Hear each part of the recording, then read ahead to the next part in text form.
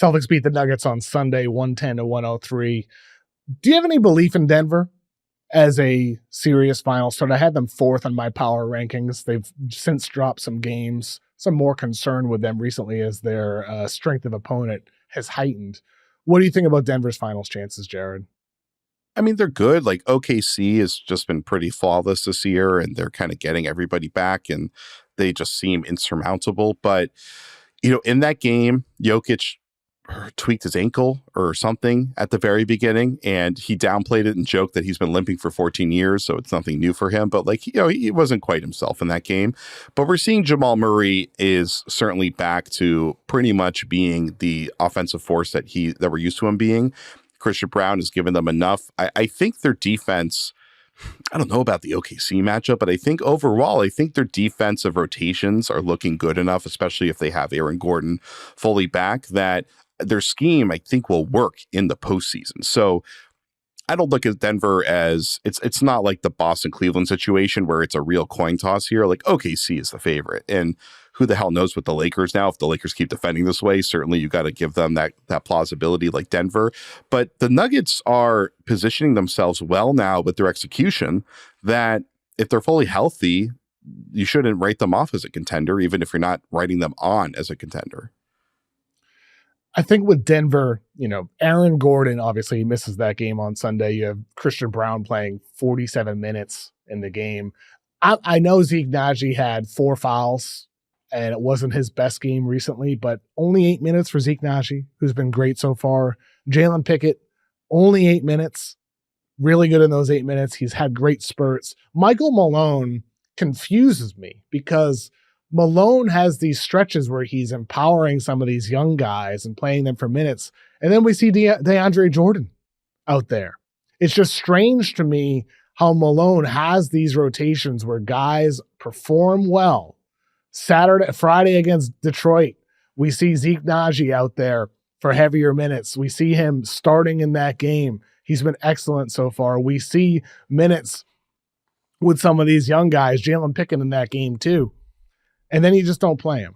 It's just strange to me, the lack of consistency with that Denver rotation. I know it's tough when guys are in and out of the lineup, but I do wish Malone would play Naji more consistently with how well he's played defensively and well with Jokic specifically. I wish we would see Jalen Pickett more consistently. And I know these guys aren't the big needle movers. That's Aaron Gordon. That's Jokic. That's these guys.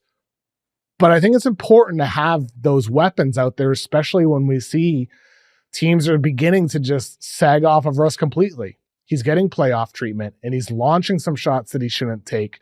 Malone needs to have those young guys available if things aren't working with one of your veterans, whether it's Gordon due to injury or whether it's due to performance with a guy like Russ, if things do fall off. He needs to have those weapons out there to support Jokic.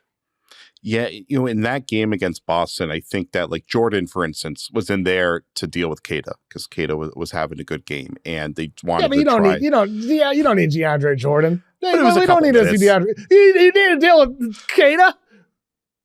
Listen, man, if a guy's going, a guy's going. It doesn't matter. Here. We're talking about the 10th man.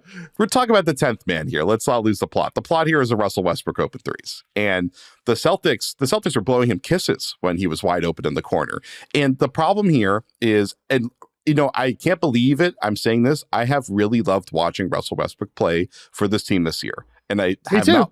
I don't know. I don't remember the last time I enjoyed watching him play, but it's been a long time, that's for sure. Never. In that game, what drives me crazy, and this is what always drove me crazy about Russ, is he gets a wide open three. He, I think, airballs it from the corner, and he's hanging his hand in the corner like, why didn't that go in? Because you're Russ. Because your jump shot has always been so out of rhythm that you miss the rim in a way that no other player of your caliber ever does.